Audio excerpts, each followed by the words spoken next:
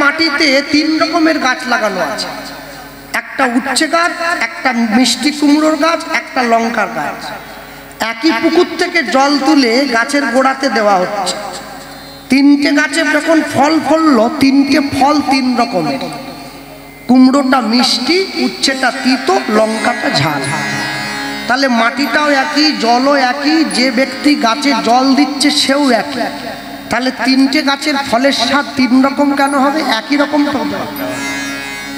তিতো যদি হয় সবগুলোই তিতো, মিষ্টি যদি হয় তো সবগুলোই মিষ্টি।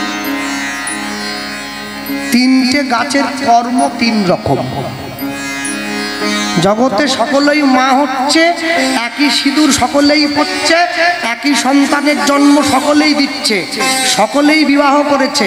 সন্তান জন্ম দেওয়ার যে নীতি পদ্ধতি সকলেই একই রকম পদ্ধতি গ্রহণ করছে। তাহলে কারোর ছেলেটা সাধু, কারোরটা চোর কেন?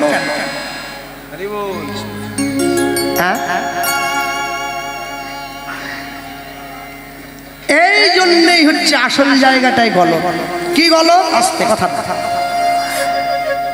যে যেমন কর্ম করে আসিয়া এই চরাচরে, কর্ম অনুযায়ী ফল লয়।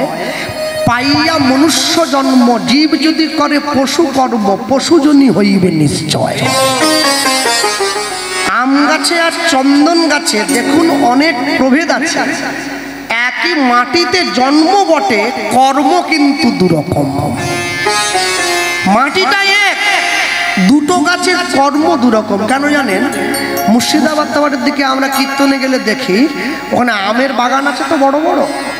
ওই আমে না পোকা লেগে যায়, মুকুলে আমটা নষ্ট করে দেয়। বাগানের মালিকরা বাগানের পাশে পাশে একটা গাছ লাগিয়ে রাখে, ওকে মাকাল ফলের গাছ বলে। যে ফলটা থেকে মহুলের রস তৈরি হয়, যা খেলে নেশা হয়। তাহলে আমরা কহিছে, শুনো হে মাকাল ভাই, আছিনু বনের মধ্যে সমান সবাই।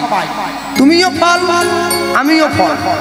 হাওয়া ধরে দিলে তুমি এসে আমার গায়ে ধাক্কা দাও, আমি গিয়ে তোমার গায়ে পড়ি। কিন্তু মানুষ লইয়া এলো আপনার রুচি, মূল্যভেদ ঘুচে গেল, সাম্য গেল টুটি। মানুষ রুচি এনেছে, তোমারটা 20 টাকা কিলো, আমারটা 200 টাকা কিলো। এ দোষ তো তুমি আমাকে দেবে না, মানুষকে গিয়ে বলো। আশ্চর্য কি জানেন? পৃথিবীতে সকলেই চায় আমি ভালো কর্ম করে ভালো জায়গায় দাঁড়াই, কিন্তু চাইলে হবে না। লটারির টিকিট যারা কাটছে তারা সকলেই চায় আমার 1 কোটি করে লেগে যাক। অন্তত 1 কোটি না লাগলেও 50 লাখ লাগুক, তবু একটা কাটছে। সবাই পাবে যে কোনো একজন। কেন? কে পাবে না? পাবে সেই ওপর থেকে যার মাপানো আছে, যার ভাগ্য সুপ্রসন্ন। পুরো দোকানের টিকিট কেটে নিলেও আপনার যে লাগবে এ গ্যারেন্টি দেওয়া যায় না। সব টিকিট বিক্রি হয়ে গেছে, শেষে একটা টিকিট পড়ে আছে, ওতেই 1 কোটি আছে। ওর ইচ্ছে ছিল না কাটা, ওকে দোকানদার জোর করে গুঁজে দিয়েছে, বলে নিয়ে যাও, পয়সা পরে দিও। দেখলো ওটাতেই 1 কোটি টাকা রাখা আছে। মানুষের জীবনের ইচ্ছে অনেক, আপন ইচ্ছায় জীব কোটি বাঞ্ছা করে, ঈশ্বর পুরাইলে জীবের বাঞ্ছা তবে পুরে। আমার জীবনের ইচ্ছা অনেক, ভালো পড়াশুনো করব, ভালো চাকরি করব, বড় গাড়ি কিনব, দামি বাড়ি করব। ইচ্ছে থাকলেই হবে না। অনেকে বলে পরিশ্রম নাকি সফলতার মূল মন্ত্র, পরিশ্রম করলে জীবনে সফল হওয়া যায়। আচ্ছা বলুন তো, একটা গাধা সারা জীবন ধরে চিনি বস্তা বয়ে বেড়ালো মালিকের, হ্যাঁ, চিনির গোডাউন থেকে ভুসিমাল দোকান পর্যন্ত বয়ে নিয়ে যাচ্ছে পিঠে করে বস্তা। মালিক ওকে কোনোদিন 1 চামচ চিনি দিয়ে একটু শরবত বানিয়ে বলে না, একটু খাওয়া দেখিনি কিরকম স্বাদটা দেখ। ও জীবনে যত পরিশ্রম করুক ও সফল হতে পারবে না। ঘোড়া সারা জীবন ছুটে যায়, কোনোদিন লক্ষ্যে পৌঁছাতে পারে না। মালিক ওকে যে লক্ষ্যটা দিয়ে দিয়েছে ওই পর্যন্ত গিয়ে ও দাঁড়িয়ে পড়বে। কিন্তু মানুষের জীবনের লক্ষ্য নির্ধারণ করা নেই। আপনি যতদূর পারেন ছুটতে পারেন, যদি লক্ষ্যটা সঠিক হয় তবে। অন্ধকারে ঢিল ছুঁড়লে শত্রুকে বিনাশ করা যায় না। অন্ধকারে অস্ত্র ছুঁড়ে যে শত্রুকে বিনাশ করতে পারে সেই তো অর্জুন, সেই তো সব্যসাচী, সেই তো দিশানর। তাহলে তো সকলে অর্জুন হয়ে যেত। আপনি কতটা শিক্ষা অর্জন করেছেন এটা বিচার্য নয়, জীবনের শেষে বিচার্য আপনি কার কাছ থেকে শিক্ষাটা অর্জন করেছেন।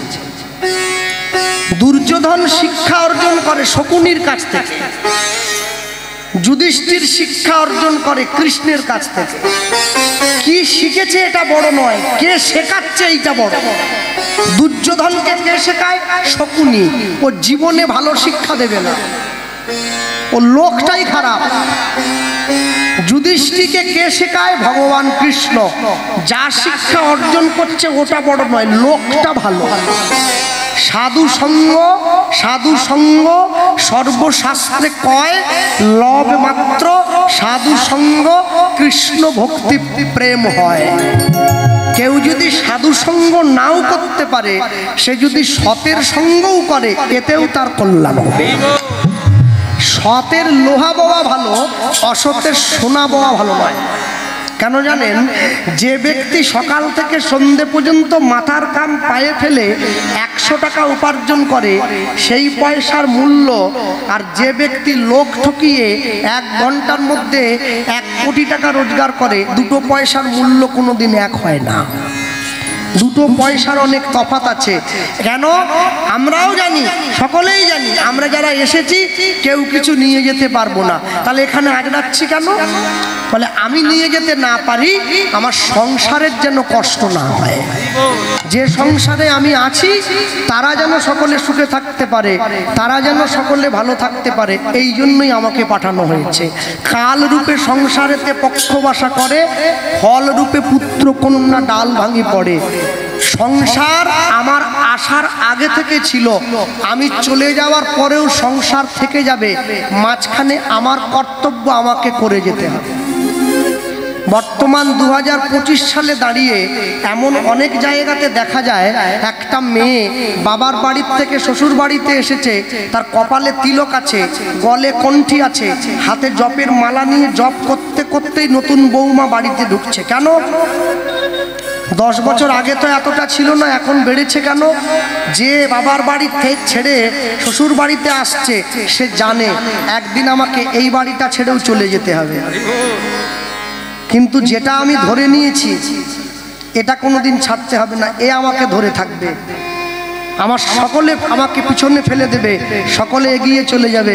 যেদিন আমার দেওয়ালে পিঠ থেকে যাবে, সংসারে অশান্তির হাত থেকে যদি কেউ বাঁচতে চায়, সে যাই পদ্ধতি অবলম্বন করুক, যাই কিছু করুক, ঈশ্বরের নাম ছাড়া, ঈশ্বরের সাধন ভজন ছাড়া তার পক্ষে শান্তি লাভ করা কোনো মতেই সম্ভব হবে না। কেন? তাই যদি হতো 1 কোটি টাকা দিয়ে যে গাড়ি কিনেছে সেই গাড়িটা রাস্তায় এরকম করতো না। সে তো কিনেছে আরামে বসে যাবে বলে। আপনি গাড়িটা দামি কিনলে কি হবে? রাস্তাটা দামি নয়, ওটা এই পড়ছে এই উঠছে, এই পড়ছে এই উঠছে। আগে রাস্তাটাকে দামি করতে হয়। রাস্তা যদি মসজিদ হয়, রিক্সাতে বসলেও জার্কিং হয় না, এমনি চলে যায়। আর রাস্তা যদি ইট বেরিয়ে থাকে, আপনি যত দামি গাড়ি কিনুন ও আপনাকে কষ্ট দেবে, কোমরে ব্যথা করে দেবে। জীবনের রাস্তাটা কোনোদিনই মসৃণ নয়, এটা নিয়মই আছে উঁচু নিচু। হ্যাঁ, আপনি বিরাট বড় বাড়ি করলেন বলে আপনি শান্তি পেয়ে যাবেন না। মানুষ পয়সা দিয়ে বাড়ি করতে পারে, শান্তি কিনতে পারে না। পয়সা দিয়ে পালঙ্ক কিনতে পারে, ঘুম কিনতে পারে না। পয়সা দিয়ে বই কিনতে পারে, বিদ্যা কিনতে পারে না। পয়সা দিয়ে সোনার গহনা কিনতে পারে, দৈহিক সৌন্দর্য কিনতে পারে না। পয়সা দিয়ে ঘড়ি কিনতে পারে, সময় কিনতে পারে না। পয়সা দিয়ে জামা কাপড় কিনতে পারে, মনুষ্যত্ব কিনতে পারে না। ওটা অর্জন করে নিতে হয়। আপনি জগতে যাই কিছু করুন না কেন, কত দামি জামা পরে আছেন এটা বিচার্য নয়। জামার আড়ালে যে শরীরটাকে ঢাকা দিয়ে রেখেছেন, সেই শরীরের মধ্যে যে মন আছে, এই মনটার বিবেক কতখানি, এইটা বিচার্য, এইটা বিচার্য। আমি আমার বাবাকে জানতে চেয়েছিলাম, বাবা ভক্ত হতে গেলে কি করতে হয়? আমার বাবা বললেন, ভক্ত হতে গেলে ভদ্র হতে হয়। বললাম কি করে বুঝবো ভদ্র হয়েছি? একটা ভালো কাপড় জামা পরে নেবো, একটা ভালো ঘড়ি পরবো, চোখের চশমা দেই, একটা বুট পরি, পকেটে টাকা রাখি। বলে না, এটা ভদ্রতার পরিচয় নয়। তাহলে কোনটা ভদ্রতার পরিচয়? যেদিন তুমি দেখবে তুমি রাস্তা দিয়ে চলে যাচ্ছ, লোকে তোমাকে নানা রকম ছোটখাটো কটু ভাষা বলে তোমাকে নিন্দে করছে, সকলার নিন্দে শোনার পরেও যদি তোমার মনে কোনো রাগ, হিংসা, অভিমান, অহংকার না জন্মায়, তুমি জানবে তুমি ভদ্রতার প্রথম সিঁড়িটা পার হয়ে চলে গেলে। জীবনের প্রথম লক্ষ্য, আপনি কারো কথায় কান দেবেন না, নিজের লক্ষ্যে স্থির থাকুন। একটা দলে যদি 100টা হরিণ থাকে, চিতাবাঘ যে হরিণটাকে তাড়া করে শুধু তার পিছনেই ছুটে যায়, বাকিগুলোকে নয়। বাকিগুলো যদি পাশ দিয়ে হেঁটেও বেড়ায়, বাঘটা ওর পিছনে ছোটে না, যাকে লক্ষ্য করেছে ওর পিছনেই ছুটে যায়, তবেই লক্ষ্য পূরণ হয়, না হলে হয় না। আপনি জীবনে পড়াশুনো করুন, চাকরি করুন, ভক্তিপথে থাকুন, সংসারে থাকুন, কৃষ্ণ ভজন করুন, হিন্দি গানের গায়ক হন, আধুনিক গানের গায়ক হন, কীর্তন গানের গায়ক হন, যাই হয়, লক্ষ্যটা রাখতে হবে ওই বস্তুটার দিকে। দেখবেন লক্ষ্যে আপনি পৌঁছেই যাবেন। কিন্তু লক্ষ্য যদি টলমল হয়ে যায়, তাহলে কিন্তু জীবনের বিপদ সমূহ নেমে আসতে বাধ্য হয়। কেন জানেন? দ্রোণাচার্য অর্জুনকে বলছে, কি দেখতে পাচ্ছ? গুরুদেব, বিরাট বড় একটা গাছ, গাছের মধ্যে মোটা একটা ডাল, সেই ডালে অনেক পাতা, তার মধ্যে একটা পাখি। গুরুদেব বলছে, লক্ষ্য স্থির হয় নাই, ভালো করে দেখো। অর্জুন আরো ভালো করে দেখছে। এবারে কি দেখছো অর্জুন? গুরুদেব, গাছ নেই, শুধু ডাল, অনেক লতা পাতা, তার মধ্যে একটা পাখি। বলে, এখনো লক্ষ্য স্থির হয় নাই, আরো ভালো করে দেখো।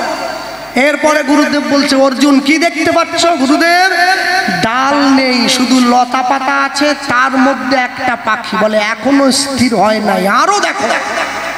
অর্জুন আরো ভালো করে দেখছে। দ্রোণাচার্য বলছে, অর্জুন এবারে কি দেখছো? বলে, গুরুদেব, লতা পাতাও নাই, শুধু একটা পাখি। বলে, এখনো লক্ষ্য স্থির হয় নাই, আরো মন দিয়ে দেখো। এরপরে দ্রোণাচার্য বলছে, অর্জুন কি দেখতে পাচ্ছ? বলে, গুরুদেব, গাছও নাই, ডালও নাই, লতা পাতাও নাই, পাখিও নাই, শুধু একটা পাখির চোখ। বলে, এইবারে তীরটা চালাও। লক্ষ্যটা হতে হবে ওই রকম, তবে তো লক্ষ্য বস্তু ভেদ হবে, না হলে ভেদ হবে কি করে? আমার কথায় একটু দুঃখ পাবেন না যারা জ্ঞানী গুণীজন বসে আছেন। একটা ছেলে একটা মেয়ের কাছ থেকে জড়জাগতিক ভালোবাসা পাওয়ার জন্যে 2 বছর ডায়মন্ড হারবার কপারহাটের মোড়ে, রাস্তার মোড়ে দাঁড়িয়ে রয়েছে। মেয়েটা ওই পথ দিয়ে সাইকেলে করে স্কুল যায়, ওকে একবার দেখবে, 2 বছর দাঁড়িয়ে রয়েছে। তাহলে একটা মেয়ের ভালোবাসার সম্মতি পাওয়ার জন্য 2 বছর আপনি দাঁড়িয়ে রইলেন। আপনি 2 বছর ভগবানের জন্য একটু টাকা সময় দেন তো, মন দিয়ে দেখি। আমি তো মানুষকে ভালোবাসার জন্য সময় দিলাম, ঈশ্বরকে ভালোবাসার জন্য 2 বছর দিয়ে দেখি, না যদি হয়তো ছেড়ে দেবো। সে যদি আপনাকে ভালোবাসতে পারে, 2 বছর পরে মেয়েটার বিবেকে দংশন হবে। যে ছেলেটা 2 বছর ধরে আমার জন্য অপেক্ষা করে দাঁড়িয়ে থাকে, রোজ একই সময়ে 1 মিনিট দেরি হয় না, সে সত্যিই আমায় ভালোবাসে। ভগবানের জন্য প্রতিদিন যদি 2 মিনিট করে সময় দেওয়া যায়, ঈশ্বরের মন অনুশোচনা হবে, এ আমায় ভালোবাসে, না হলে সময় দিত না। আজ হোক বা কাল ঠিক আপনি এসে তার সাড়াটা পাবেন। তবে অন্য কেউ পাক আর না পাক, অনুভবটা আপনি করতে পারবেন। অনেকে আমাকে বলে, দাদা ভগবান দেখিয়ে দিতে পারবেন? আল্লাহ, তুমি সাইকেল চালাতে জানো? বলে, হ্যাঁ। সাইকেল চালাও কি করে? 2টো চাকা আছে, একটা ব্যালেন্স আছে না, ধরে রাখি, তাহলে ব্যালেন্সটা দেখিয়ে দিতে পারবে? বলে, ব্যালেন্স কি দেখানো যায়? ওটা অনুভব করতে হয়। ঈশ্বর যে পেয়েছে সে দেখাতে পারে না, সে অনুভব করে, আমি ঈশ্বর লাভ করেছি। ওটা তুমি যদি অনুভব করো, তোমার অনুভবে ঈশ্বর, বাকিদের অনুভবে নয়। থাকবে কি করে? যারা দক্ষিণ 24 পরগনার থেকে দীঘা গিয়েছেন, দীঘাতে গিয়ে দীঘার সমুদ্রের ঢেউতে ঝাঁপ দিয়েছেন, দেখবেন ঢেউতে, হ্যাঁ আমার বাড়ি পশ্চিম মেদিনীপুর, আমার বাড়ির থেকে 100 কিলোমিটার দূরে দীঘা। আপনি যদি ঝাঁপ দেন, দেখবেন দীঘাতে ঢেউতে ঝাঁপ দিলে ঢেউটা আপনাকে ধাক্কা দিয়ে পাড়ে পৌঁছে দেয়। চৈতন্য মহাপ্রভু যে হরিনাম নিয়ে এলেন, আপনি যদি হরিনামের বন্যায় একবার ঝাঁপ দেন না, ও আপনাকে ঠেলে পাড়ে নয়, ও আপনাকে ঠেলে তার চরণের দিকে নিয়ে চলে যাবে। এটাই তফাৎ। গৌর প্রেম, ওই যে বললাম, গৌর প্রেম রসার নবে,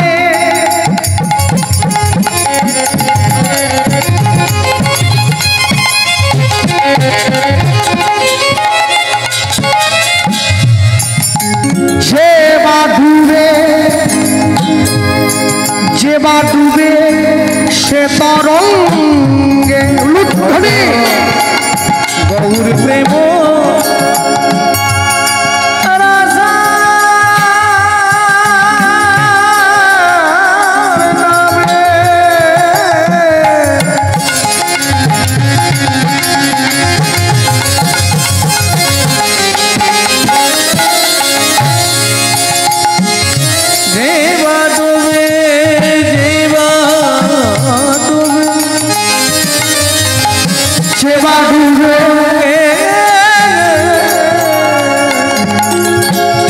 রাধা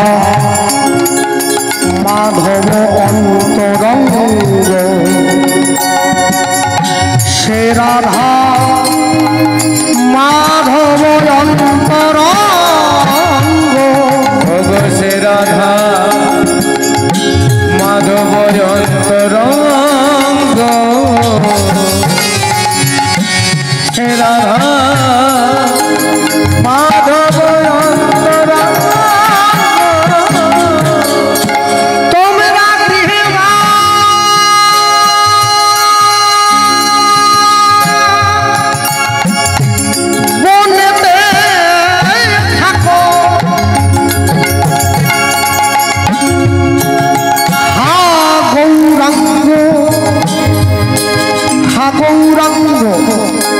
বলে না তোমরা গৃহে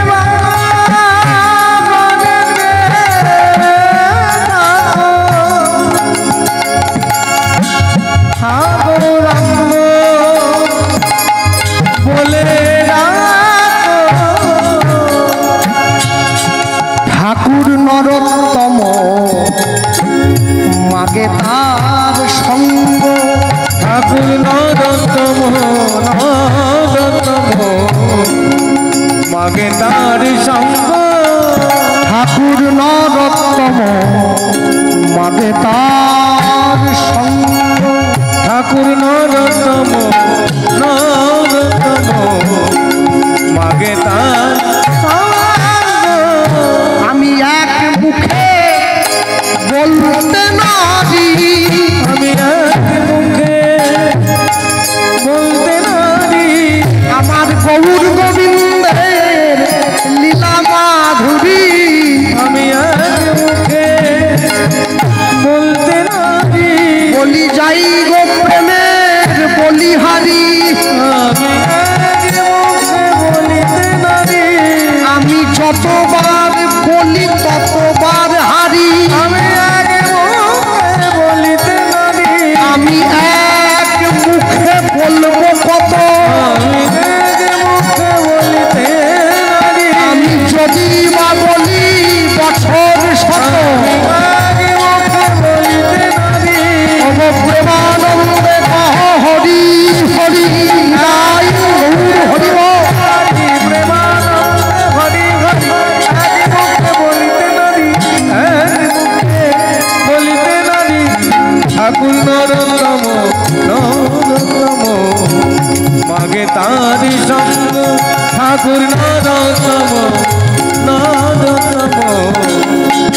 মাগে তারি সঙ্গ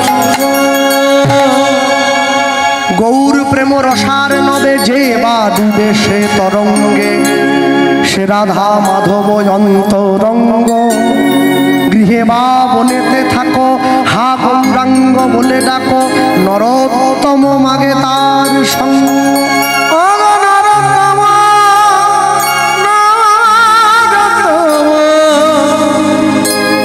মাগে তার সঙ্গ ছোট্ট করে আমরা গৌরচন্দ্রিকা শুনলাম লীলা মাধুর্যের মধ্যে প্রবেশ করতে গিয়ে যা বলবো বাংলায় একটা কথা আছে সকলে জানবেন লোকে বলে মুচি হয়ে সূচি হয় যদি কৃষ্ণ ভজে সূচি হয়ে মুচি হয় যদি কৃষ্ণ ত্যাজ আচ্ছা মুচি হয়ে সূচি হয় যদি কৃষ্ণ ভজে এ কথার অর্থ যদি ধরি আমি তাহলে কেউ যদি মুচি বাড়ির ছেলে ও যদি কৃষ্ণ ভজন করে ও তাহলে বামুন হয়ে পড়বে মানে দাস ছিল ভট্টাচ হয়ে পড়বে জীবনে হবে না যে দাস ছিল ও দাসই থাকবে, আর যে ভট্টাচার্য ছিল ও ভট্টাচার্যই থাকবে।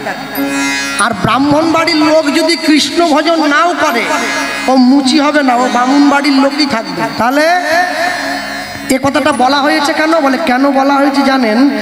ওর প্রমোশন হবে না, ওর ডিমোশন হয়ে যাবে। মুচি হয়ে সূচি হয় যদি কৃষ্ণ ভজে। হ্যাঁ, কীর্তনী আছে না, প্রহ্লাদ দাস অধিকারী আছে তো, প্রহ্লাদ দাস। এ দাস মানে কি? গোবিন্দ চরণের দাসত্ব স্বীকার করেছে, সেই দাস। এরপরে অধিকারী, তার চরণের দাসত্ব স্বীকার করবার পর তাকে সেবা করবার অধিকার অর্জন করেছে, তাই অধিকারী। প্রহ্লাদ দাস অধিকারী। যারা বৈষ্ণব হয়েছে, দীক্ষা শিক্ষার ঘরে গেছে, নামের পরে পদবিটা পাল্টে যায়। হ্যাঁ, আমি কদিন আগে আপনাদের এই দক্ষিণ 24 পরগনা দক্ষিণ বাহাদুরপুর না কি আমি ভুলে গেছি, মনে নাই, সেইখানে মানুষের যা পদবি সব উদ্ভট পদবি। হ্যাঁ, সঞ্জীব ঢং, এই ঢং পদবি তো আমি শুনিনি কোনোদিন। আমাদের মেদিনীপুর দেখাই ঢং আবার পদবি হয়। সুশীল রং, ঢঙের পরে রং, এই আবার কি নাম? এই সব জনার্দন মিস্ত্রি। একজনকে গিয়ে যে বাড়িতে থাকার বাসা সে বাড়ির লোক দেখি দাস। আমি বললাম যাক, তাহলে আপনার পদবিটা আমার জানাশোনার মধ্যে পড়েছে। বলে দাদা পড়েনি। তাহলে কেন? বলে আমিও তো ঢং। ও আপনিও ঢং, তাহলে দাস লিখেছেন যে? বলে ভক্ত হয়ে গেছি না, ইস্কনে দীক্ষা নিয়েছি, প্রসাদ ছাড়া কিছু পাচ্ছি না। তাহলে দাস করলেন। বলে দাস মানে জাতে উঠে যায়নি, গোবিন্দ চরণের দাসত্ব স্বীকার করেছে, তাই তো আমি দাস। যে ভগবানকে ভালোবাসে ভগবান তাকেও নাম দিয়েছে, যে ভগবানকে ভালোবাসেনি ভগবান তাকেও নাম দিয়েছে। কুরুক্ষেত্রের মাঠে দুর্যোধন দুঃশাসন এরাও কৃষ্ণ পেল, বৃন্দাবনের ব্রজগোপীরাও কৃষ্ণ পেল। দুটো পাওয়া কি এক হয়ে গেল? দুটো পাওয়া এক নয়, মনে রাখবেন। আজকে আপনাদের এই গ্রামে কীর্তন হচ্ছে, এত ভক্ত শ্রোতা সকলে বসে আছেন, আপনারা এত বছর ধরে হরিনাম হচ্ছে, কোনোদিনও কি ঠাকুর মশাইকে জিজ্ঞাসা করেছেন, ঠাকুর মশাই আপনি যে রাধা গোবিন্দের মন্দিরে ঘট বসালেন, সংকল্প করলেন, সংকল্পটা কার নামে করলেন? এত বড় মেলা গ্রামে, হরিনামের মেলা, আমরা সকলে মিলে যে সাহায্য করছি, 50 টাকা দিচ্ছি, সাহায্য কার নামে করলেন? ঠাকুর মশাই এক বাক্যে উত্তর দেয়, কারো নামে করিনি, গ্রামের নামে করেছি। কেন? গ্রামের মানুষের পয়সা নিয়ে হরিনাম হচ্ছে, কারো নামে করব কেন? এ কি ব্যক্তিগত বাড়ি? সকল গ্রামের নামে করেছি, যাতে পুরো গ্রামবাসীর কল্যাণ হয়। হরিনামের কৃপা, হরিনামের কল্যাণ, হরিনামের করুণা এই সম্পূর্ণ গ্রামবাসী তখনই পাবে যদি গ্রামের লোক হরিনাম চলাকালীন সম্পূর্ণ নিরামিষ সেবা করে, তবে। তা না হলে হবে না।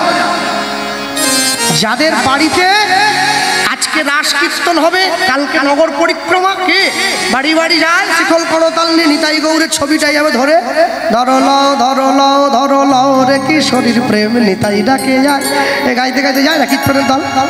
মায়েরা হলুদ জল ঢেলে দেয়, দুব্য দিয়ে পা ধোয়ায়, আলতা পরায়, লুট দেয়।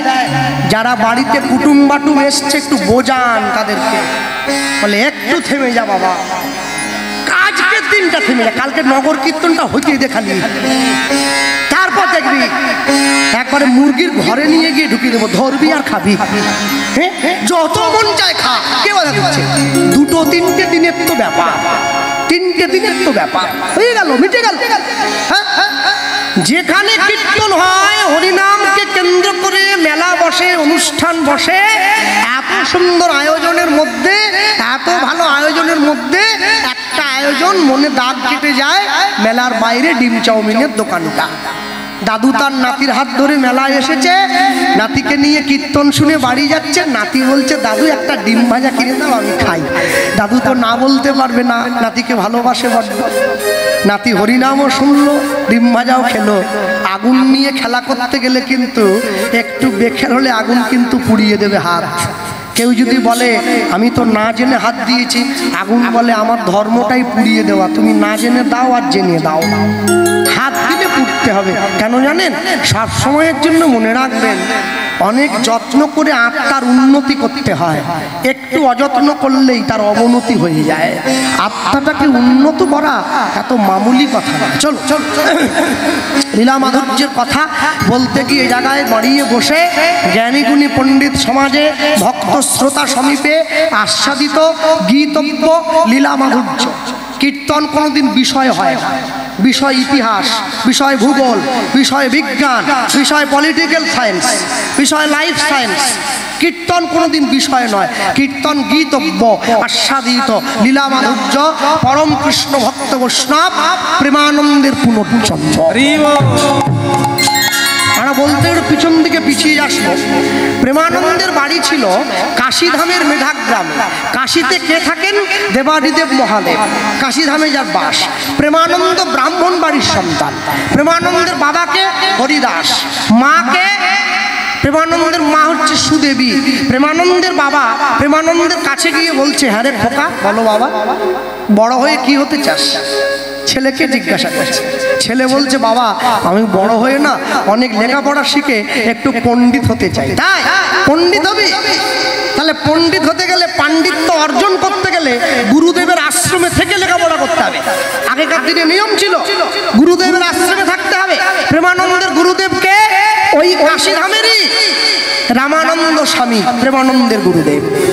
জীবনের 4টি ধাপ গুরু আশ্রমে থেকে শিখতে হতো: ব্রহ্মচর্য, গার্হস্থ্য, বানপ্রস্থ, সন্ন্যাস। 10 বছর বয়স থেকে 25 পর্যন্ত ব্রহ্মচর্য, 25 থেকে 45 পর্যন্ত গার্হস্থ, 45 থেকে 55 পর্যন্ত বানপ্রস্থ, 55 পরে সন্ন্যাস। 10 থেকে 25 ব্রহ্মচর্য।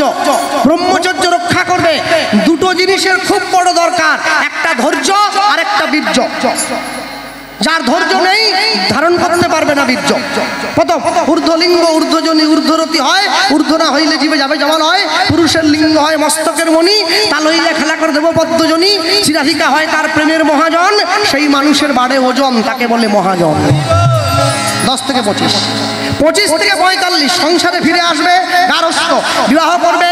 নিজ স্ত্রী ছাড়া জগতের বাকি নারীকে মাতৃজ্ঞানে সম্মান করবে, নিজ স্ত্রীকে দিয়ে সন্তানের জন্ম দেবে, সকলকে ভালোবাসবে, গুরু দীক্ষা নেবে, অপরের সঙ্গে শত্রুতা করবে না, জীবনকে আনন্দে কাটাবে, ভবিষ্যতে সঞ্চয় করে রাখবে সংসারের জন্য। 45 থেকে 55 বানপ্রস্থ, স্ত্রীর সঙ্গে বাক্যালাপ কম করবে, নখ বড় রাখবে, দাড়ি বড় রাখবে, জল ছেঁকে খাবে, হরিনাম গাইবে। মেয়ে যদি বিয়ের বয়সে উপযুক্ত হয়ে যায়, মেয়ের সঙ্গে নির্জনে কথা বলবে না। 55 পরে সন্ন্যাস, সংসারের মায়া ত্যাগ করে নিরালায় চলে যাবে ঈশ্বর দর্শনের জন্য। প্রেমানন্দের গুরুদেব রামানন্দ স্বামী শিক্ষা অর্জন। হ্যাঁ, একে এই যে পদ্ধতিটা, একে গুরুকুল বলা হতো। এখন তো উঠে গেছে, এখন স্কুল। আহা, Jack and Jill, went up hill to fetch a pail of water, Jack fell down and broke his crown. বাড়ির ছেলেমেয়েগুলো একদম বাংলা যেমন তেমন, ইংরেজিতে ছুটছে একবারে। ইংরেজিতে খায়, ইংরেজিতে ঘুমায়, ইংরেজিতে গালাগালি পর্যন্ত ইংরেজি দেয়, বাংলায় আর দেয় না, সব ইংরেজি। উফ, কি আশ্চর্য! বাবা মা শুধু ছেঁকায়, তোর পাশের বাড়ির দাদা আমেরিকা চলে গেল, তুই কি করলি? তোর দাদা আমেরিকা গেল, শুধু সব সময় পিন দিয়ে খুঁজতিছে। ও বলে, তোমরা কি চাও আমি আমেরিকা যাই? যা। যেই ছেলে পড়াশুনো শিখে আমেরিকা চলে গেছে, ঘটি বাটি বন্ধক দিয়ে বাবা মা পাঠিয়ে দিয়েছে। প্রথম 6 মাস 1 বছর ছেলের মা গোটা পাড়া ঘুরে বলতিছে, আমার ছেলে আমেরিকায় থাকে, আমার ছেলে আমেরিকায় থাকে। এইবারে ওই যে বাবা, ওই বুড়ো তো বুড়ো হয়ে গেছে, আরো বুড়ো হয়ে গেছে। 40-এর পর লোক বড় না, বুড়ো হয়। বুড়ো বাথরুমে চান করতে ঢুকে পড়ে গিয়ে কোমর কাছে ভেঙে। ছেলে আমেরিকায় আছে, বস্তা করে টাকা পাঠিয়ে দিচ্ছে। পাড়ার লোক বলতিছে, টাকার বস্তাকে জড়ি ধরিয়ে বলো একবার বাবা বলে ডাক। এবারে বুড়ো বসে আছে হুইল চেয়ারে, বুড়ি ঠেলে নিয়ে হসপিটালে যাচ্ছে। ছেলে কোথায়? বলে আমেরিকা। বিবেকানন্দ বলেছিলেন, যে শিক্ষা আমার স্বদেশ ভুলিয়ে দেবে, সেই শিক্ষায় শিক্ষিত হওয়ার থেকে মূর্খ থেকে টলি চালানো অনেক বেশি সম্মানের। যে শিক্ষা আমার দেশ ভুলিয়ে দেয়, আমার পিতা মাতাকে ভুলিয়ে দেয়। যতই যাও না মন্দির মসজিদ, যতই যাও না তীর্থস্থান, বাবা মাকে না ভালোবাসিলে পাবে না কোনোদিন ভগবান। পিতা মাতার সেবার উপরে সেবা। এই দেখুন বয়স্ক ভদ্রমহিলা বসে আছে, 65 হয়ে গেছে।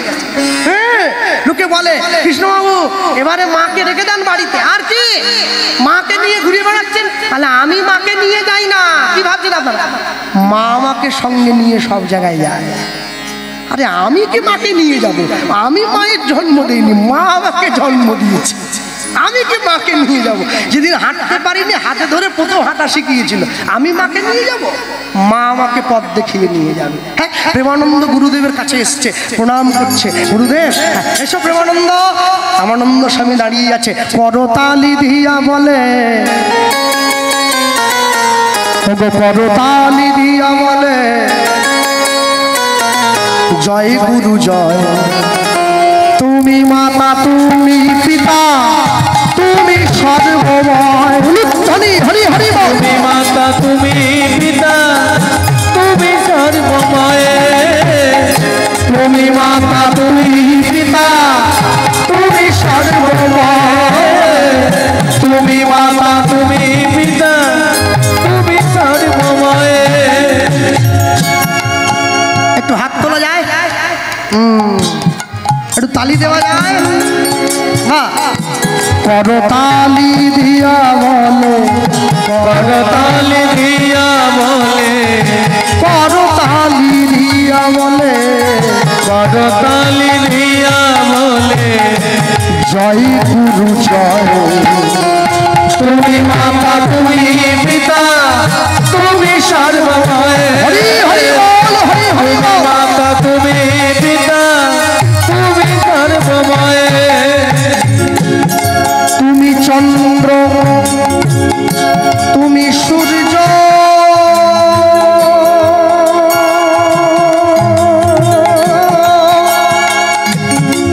পরম আশ্রয় গুরুদেব, পরম আশ্রয়।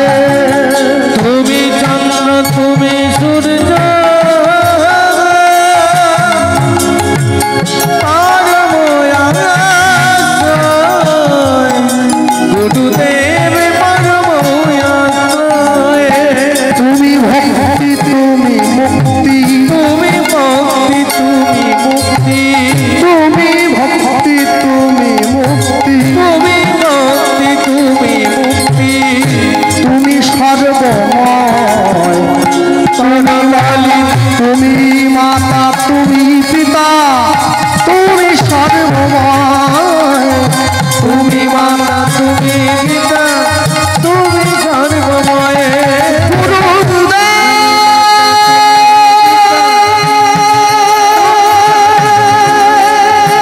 তুমি মাতা, তুমি পিতা,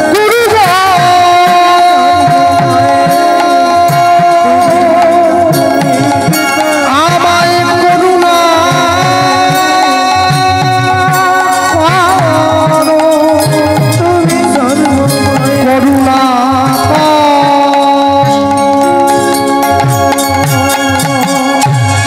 গুরু ব্রহ্মা, গুরু বিষ্ণু, গুরু বিষ্ণু, গুরুদেব মহেশ্বর, মহেশ্বর, গুরুরেব পরম ব্রহ্ম, পরম ব্রহ্ম। তস্मै শ্রী গুরবে নমো। তস্मै শ্রী গুরবে নমঃ।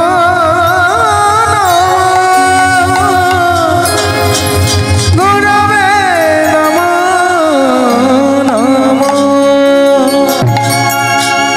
প্রেমানন্দ যেই গুরুদেবকে প্রণাম করে উঠে দাঁড়িয়েছে, গুরুদেব প্রেমানন্দকে বুকে জড়িয়ে দিল। প্রেমানন্দ, আজকে তুমি যে আমার সামনে দাঁড়িয়ে দাঁড়িয়ে এত ভালো ভালো কথাগুলো বললে, সত্যি কথা বলো তো বাবা, এই কথাগুলো তোমায় কে শিখিয়েছে এত ছোট বয়সে? আগে গুরুদেব কেউ আমাকে শেখায়নি। কেউ যদি না শেখায় তাহলে বললে কি করে? না না, আপনাকে দেখে আমার বড় ভালো লেগেছে, তাই তো মন থেকে বললাম। যাহাকে দেখিলে মুখে আসে কৃষ্ণ নাম, জানিবে সেই বৈষ্ণব তাকে করিবে প্রণাম। কিবা বিপ্র কিবা ন্যাসী শূদ্র কেন নয়, যেই কৃষ্ণ তত্ত্ববেত্তা সেই গুরু হয়। প্রেমানন্দকে গুরুদেব প্রশ্ন করছে, প্রেমানন্দ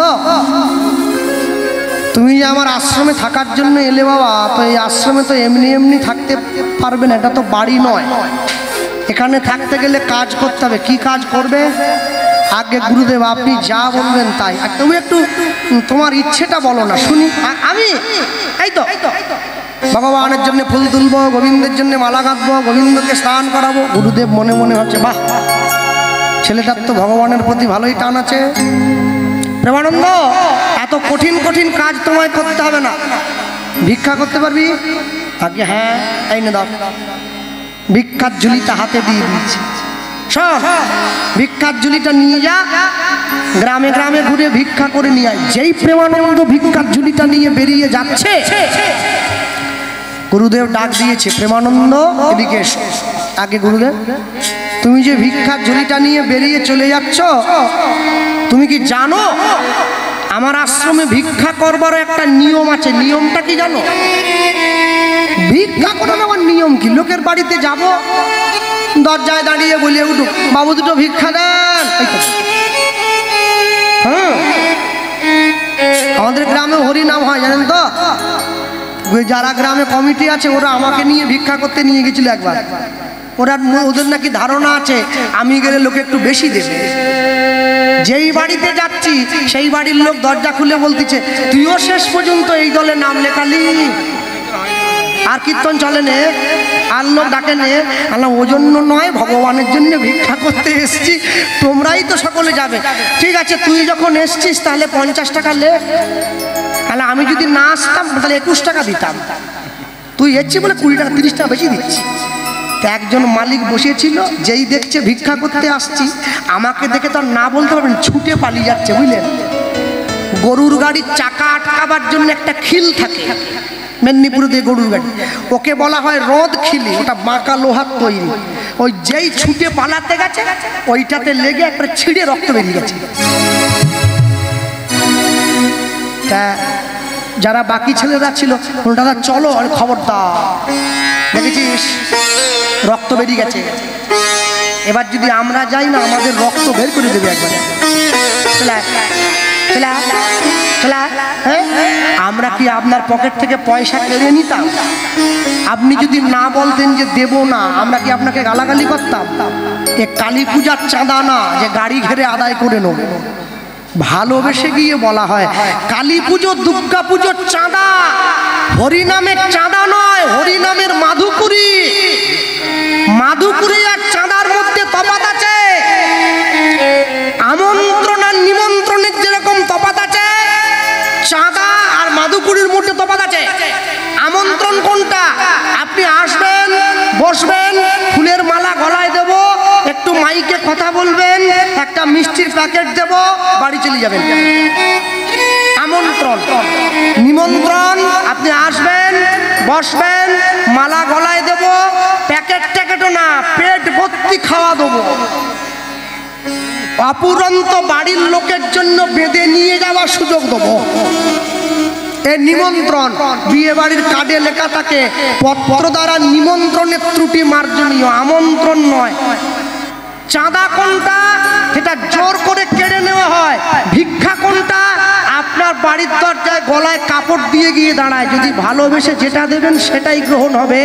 যদি ওরা চায় একটু অনুরোধ করতে পারে, বাবু 10 টাকা বেশি দিলে একটু ভালো হয়, এইটাই ভালোবেসে কাজ করানো।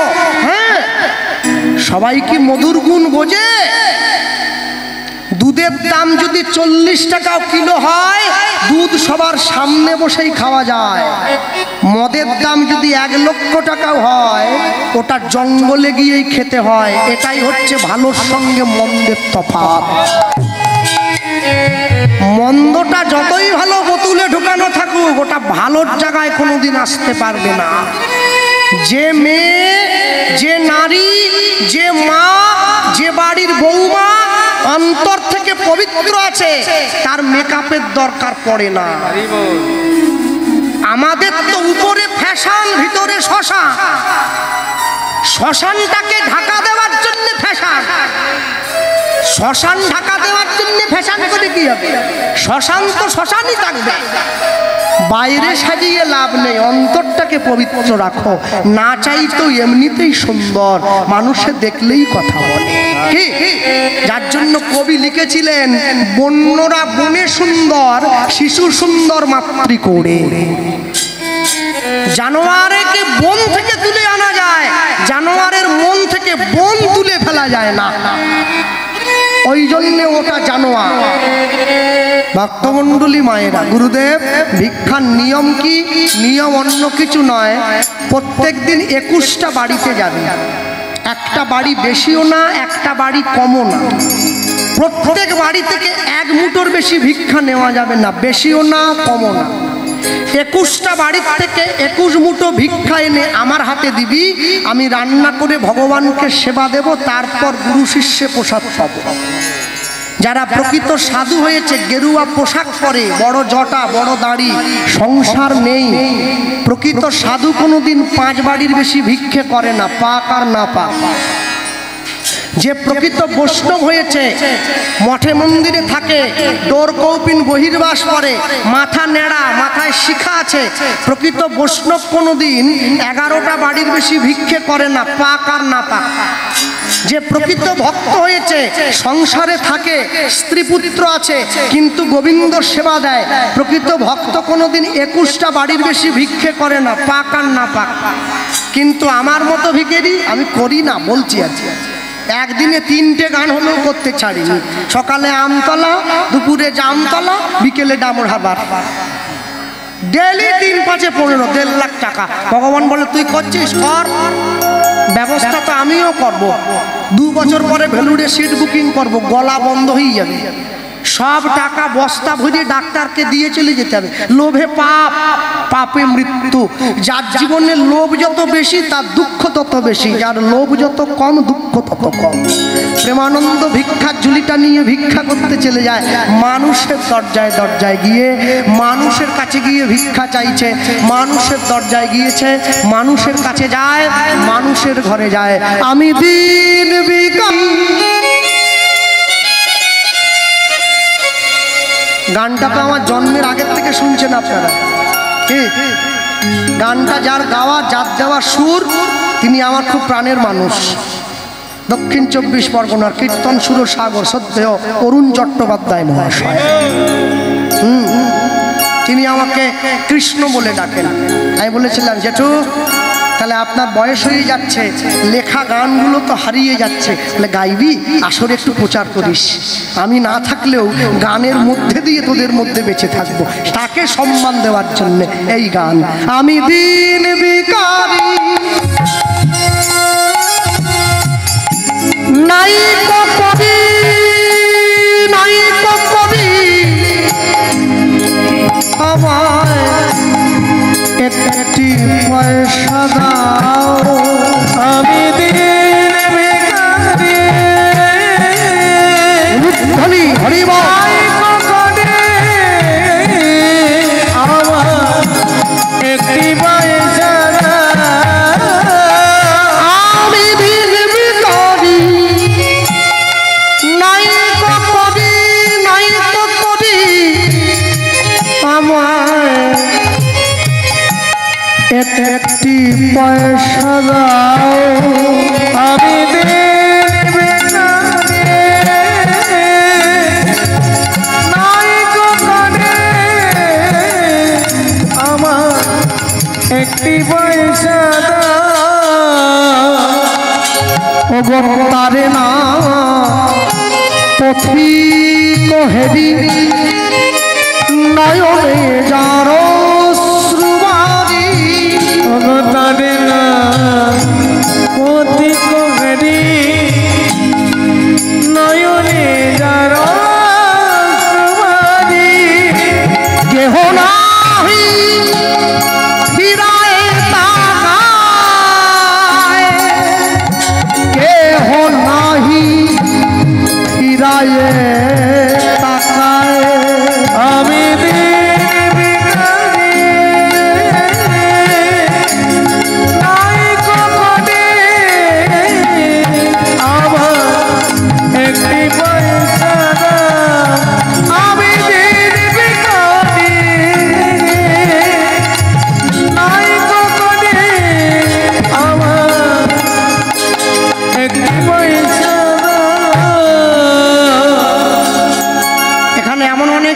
বসে আছেন যাদের বাড়ির ছেলেমেয়েরা গান বাজনার সঙ্গে যুক্ত, সকলে শুনুন, কীর্তনের মধ্যেও সুর আছে। আমি গাইতে পারি না, আমি শিখতে পারি না, এটা আমার দুর্বলতা। কীর্তনকে দোষ দেবো কেন? গান শুরু হয়েছে, দিন ভিখারি নাই তো করি আমায় একটি পয়সা দাও। আচ্ছা, যদি আমরা গাই, চেষ্টা করতে পারি, বেহাগ যদি না হয় রাজি, বসন্ত যদি না আসে, ওগো এই আসরে মন তুমি থাকো বন্ধু আমার পাশে। বেহাগ যদি না হয় রাজি, বসন্ত যদি না আসে, ওগো এই আসরে মন তুমি থাকো বন্ধু আমার পাশে। যদি সুরটাকে আমরা আরেকটু কোমল করি, চেষ্টা করতে তো পারি,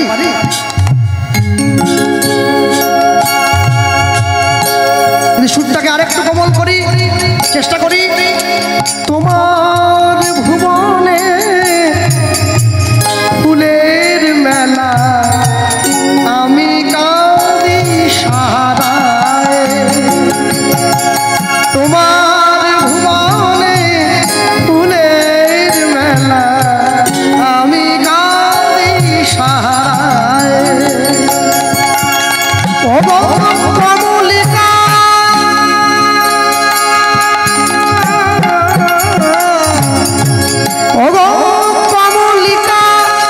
বুঝিলেন না আমি কত অসহায়, তোমার ভুবনে ফুলের মেলা আমি কাঁদি সাহারায়, তোমার ভুবনে ফুলের মেলা আমি কাঁদি সাহারায়। সুরটাকে আরো কোমল করি, চেষ্টা করতে পারি, আগুনের পরশমণি ছোঁয়াও প্রাণে, এ জীবন পূর্ণ কর, এ জীবন পূর্ণ কর, এ জীবন পূর্ণ কর, হে জীবন পূর্ণ কর দহন দানে, আগুনের পরশমণি ছোঁয়াও প্রাণে, হে জীবন পূর্ণ কর, হে জীবন পূর্ণ কর, হে জীবন পূর্ণ কর। যেখানে গানটা শুরু হয়েছিল, দিন ভিখারি নাই তো করি আমার একটি পয়সা দাও, আমি দিন ভিখারি নাই তো করি আমার একটি পয়সা দাও, আমি দিন ভিখারি নাই তো করি, আমি দিন ভিখারি নাই তো করি, আমি দিন ভিখারি নাই তো করি একটি পয়সা দাও। মুষ্টি ভিক্ষা করিয়া যায় প্রেমানন্দ, যায় প্রেমানন্দ, তা দেখিয়া গুরুদেবের প্রাণে বড়ই আনন্দ, তাই দেখি গুরুদেবের মনে বড় আনন্দ। প্রত্যেক দিন প্রেমানন্দ ভিক্ষা করে ফিরে যায়, গুরুদেবের হাতে দেয়, কিন্তু বাকিটা প্রেমানন্দ জানে না যে গুরুদেব দেওয়ার পরে কি করে। প্রত্যেক দিন প্রেমানন্দ গুরুদেবের হাতে ভিক্ষার ঝুলিটা দেওয়ার পর গুরুদেব যা যা প্রেমানন্দ ভিক্ষা করে আনে রান্না করে গোবিন্দকে সেবা দেয়। সেবা দিয়ে মন্দিরের দরজাটা বাইরে থেকে বন্ধ করে দিয়ে কীর্তন করে। উত্তরীয়র মধ্যে হাতটা নিয়ে গিয়ে আচমনটা সেরে 3টে তালি দিয়ে মন্দিরের দরজাটা খুলে দিয়ে গুরুদেব দেখে থালাতে অর্ধেকটা অন্ন নেই, বাটিতে অর্ধেকটা ব্যঞ্জন নেই, গ্লাসে অর্ধেকটা জল নেই। ভগবান নিজে এসে সেবা করে যায়। এই সেবাটাকে বলা হয় প্রত্যক্ষ সেবা। আজকে সকালবেলায় প্রেমানন্দ ভিক্ষায় যাচ্ছে, ভগবান মনে মনে চিন্তা করছে, প্রেমানন্দ তুমি আমার সেবা দাও ভিক্ষা করে, আমি তোমায় একটু বাজিয়ে দেখব না? দেখবেন লোকে বলে যে করে আমার আশ, বলুন বলুন তা করি সর্বনাশ। আচ্ছা বলে তো দিলেন, একজনে হাত তুলে বলুন দেখি বাবা গোপাল ভগবান আমার সর্বনাশ করেছে।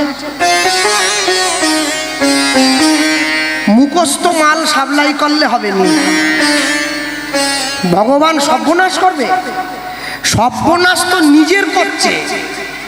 হ্যাঁ একজন আমাকে, বয়স্ক লোক আর কি, আমাকে জানতে চাইছে, আচ্ছা রামচন্দ্র রাজা হওয়া সত্ত্বেও বনে গেল, তাই তো?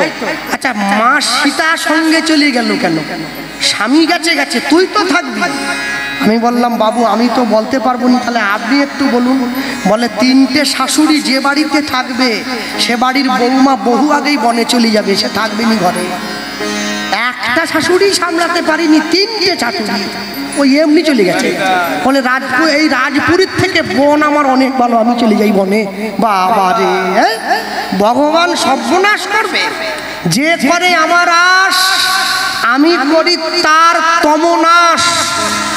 তম মানে অন্ধকার, অন্ধকার মানে পাপ, পাপ মানে মায়া। তবু যদি সে না ছাড়ে মোর পাশ, আমি করি তার 6 পুত্রকে বিনাশ।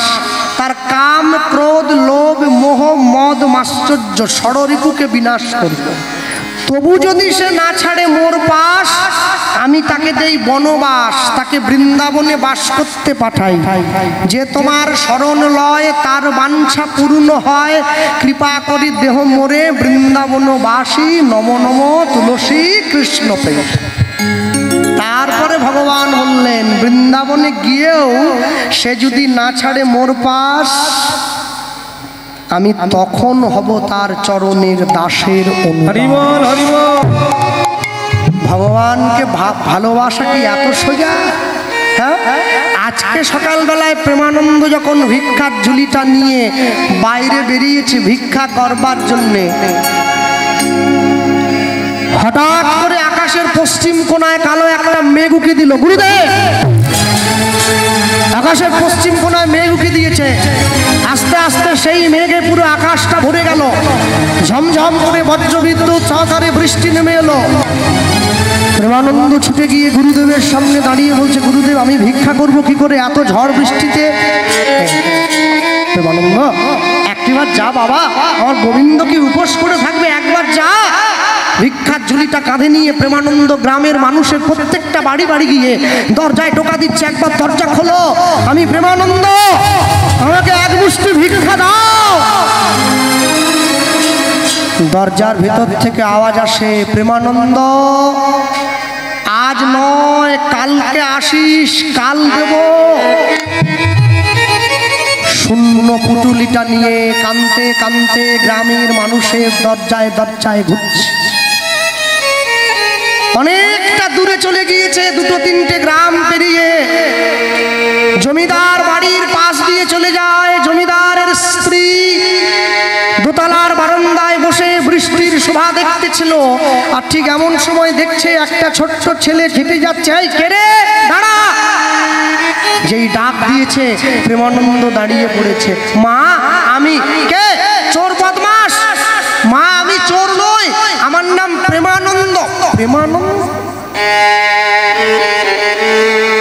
তাড়াহুড়ো করে ওপর থেকে নিচে, এদিকে আয়। এই নামের কোনো ছেলে তো আমাদের গ্রামে আছে বলে আমার মনে হয় না। কোথায় বাড়ি তো? কি করতে এসেছিস? এত বৃষ্টিতে এত বজ্রপাতের মধ্যে কুকুর বেড়াল না বাড়ির থেকে বেরোয়নি, তুই বেরিয়েছিস? মা, আমার বাড়ি কাশিধামের মেধাগ্রামে। মেধাগ্রাম থেকে এত দূরে এসেছিস? হে বাবা, কি জন্য এলি? মা, আমি ভিক্ষা ভিক্ষা। বাবা মায়ের নাম বল। কত বড় নিষ্ঠুর তোর পিতা মাতা যারা তোকে আজকের দিনে ভিক্ষা করতে পাঠিয়েছে, বল আমায় বল। না না, আমার বাবা মা আমাকে পাঠায়নি, আমি আমার গুরুদেবের। তোর গুরুদেবের জন্য তুই এসেছিস? কি নাম রে? এদিকে এদিকে এসেছে ঘরে। কি নাম তোর গুরুদেবের? মামা, আমার গুরুদেবের নাম হচ্ছে রামানন্দ স্বামী। চমকে উঠলো। হ্যাঁ হ্যাঁ, তুই রামানন্দ স্বামীর শিষ্য? ছুটে গিয়ে বুকে জড়িয়ে ধরেছে, আয় আমার কাছে আয়। শোন এ বাবা, এই এই শুকনো কাপড় দিয়ে গাটা মুছিয়ে দিচ্ছে, মাথাটা মুছিয়ে দিচ্ছে। এ বাবা, তুই জানিস তুই কত বড় গুরুর শিষ্য? ওরে, তোর গুরুদেব সেই গুরুদেব যে তার নিজের পাতার কুঠিরে স্বয়ং রাধা গোবিন্দকে এনে নৃত্য করিয়েছে রে। তোর মতো শিষ্য যদি আমার ঘরের দুয়ারে পদধূলি দেয়, আমার এই ঘরটা তো মন্দির হয়ে যাবে রে। আয় বাবা, ঘরে আয়।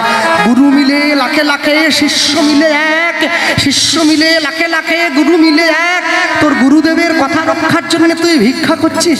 বাবা আয়, বস বস। মা, কেউ আজকে ভিক্ষা দেয়নি, এত ঝড় জলের মধ্যে কে দেবে বলো? আচ্ছা প্রেমানন্দ, আজকের দিনে যদি ভিক্ষাটা আমি তোকে দেই, হবে না?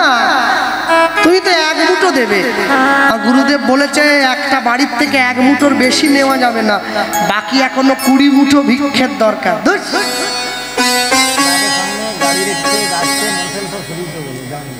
ক্লাবের সামনে থেকে মোটর সাইকেলগুলো একটু সরিয়ে রাখুন দয়া করে, সামনেটা একটু জাম হয়ে গেছে। হ্যাঁ, একটু সরিয়ে দেন, সকলের যাতায়াতের অসুবিধে হচ্ছে। তুই কত দূরে এসছিস জানিস? তোর গুরুদেব কি দেখতে আসবে নাকি? কে তোকে ভিক্ষা দিল? 21 মুঠো ভিক্ষা আমি তোকে দেবো। গুরুদেব যদি জিজ্ঞাসা করে, বলে দিবি 21টা বাড়ির থেকে চেয়ে আনলি, জানতে পারবে না। প্রেমানন্দ ভাবছে বুদ্ধিটা তো খারাপ নয়, ঠিকই বলেছে। গুরুদেব কি দেখতে আসছে নাকি? মা, তাহলে দিয়ে দাও। প্রেমানন্দ ভিক্ষার ঝুলিটা পেতে দিয়েছে। জমিদারের ধরনী এক মুঠো করে চাল ডাল নিয়ে 21 মুঠো ভিক্ষা মিলিয়ে চুলির মধ্যে দিয়ে দিল। থালা ভর্তি করে ভিক্ষা আনি আজে দিল, থালা ভর্তি করে ভিক্ষা আনি আজে দিল, থালা ভর্তি করে ভিক্ষা আনি আজে দিল, থালা ভর্তি ভিক্ষা আনি আজে দিল।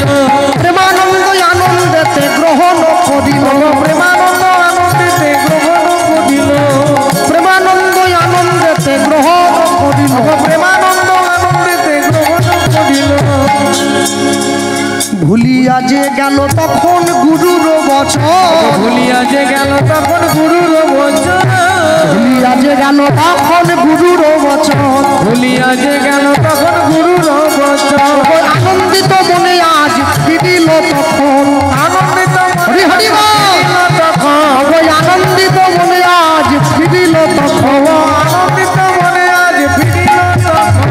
কি আনন্দ, কি আনন্দ, কি আনন্দ, কি আনন্দ, ভিক্ষা করে প্রেমানন্দ, কি আনন্দ, কি আনন্দ, ভিক্ষা করে প্রেমানন্দ, হরি হরি কহ সবে। কি আনন্দ, কি আনন্দ, ভিক্ষা করে প্রেমানন্দ, কি আনন্দ, কি আনন্দ, ভিক্ষা করে প্রেমানন্দ, কি আনন্দ, কি আনন্দ, ভিক্ষা করে প্রেমানন্দ, কি আনন্দ, কি আনন্দ, কি আনন্দ, কি আনন্দ, কি আনন্দ।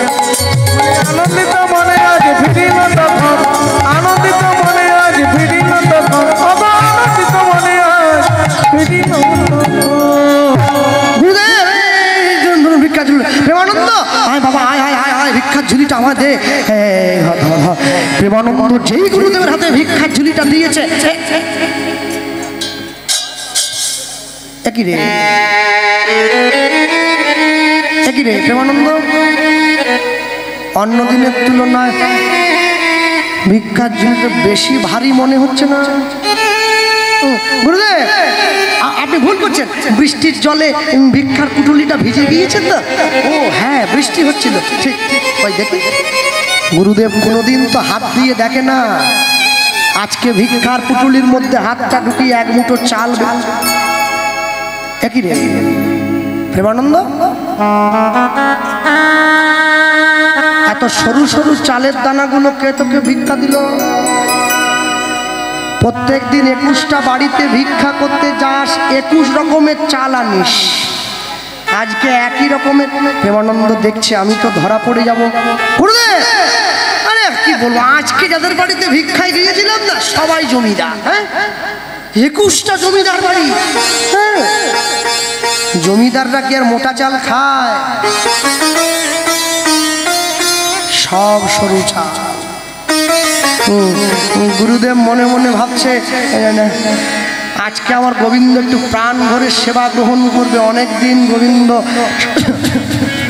সরু চালের অন্ন গ্রহণ করেনি, আজকে মন ভরে সেবা গ্রহণ করবে। যা বাবা তুই স্নানটা করে নে। প্রেমানন্দকে স্নানান্বিত করতে পাঠিয়ে গুরুদেব রান্না করে গোবিন্দের ঘরে ঢুকিয়ে দিয়েছে। দরজাটা বাইরে থেকে বন্ধ করে দিয়ে দরজার বাইরে দাঁড়িয়ে আপন মনে গুরুদেব গায়, জয় রাধা রমণ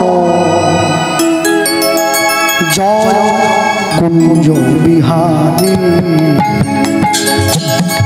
জয়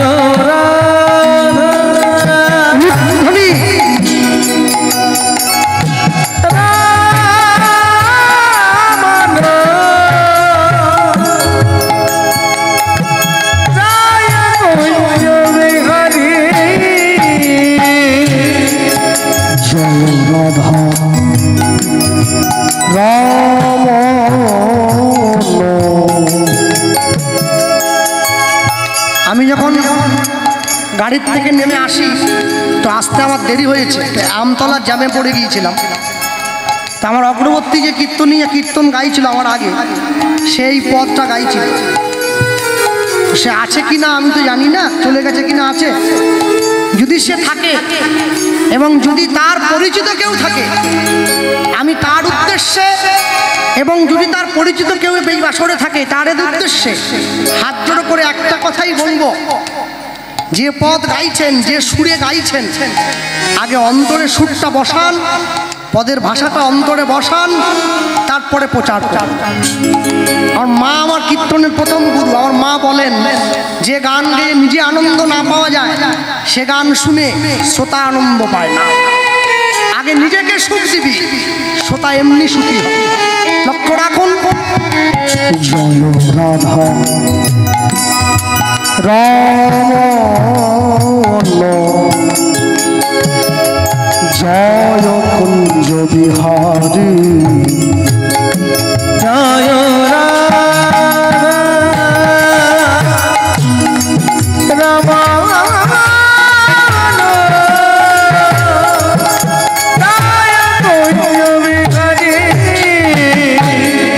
জয় যশোদা নন্দন, জয় যশোদা নন্দন, জয় যশোদা নন্দন, জয় যশোদা নন্দন, বৃন্দাবন বিহারী।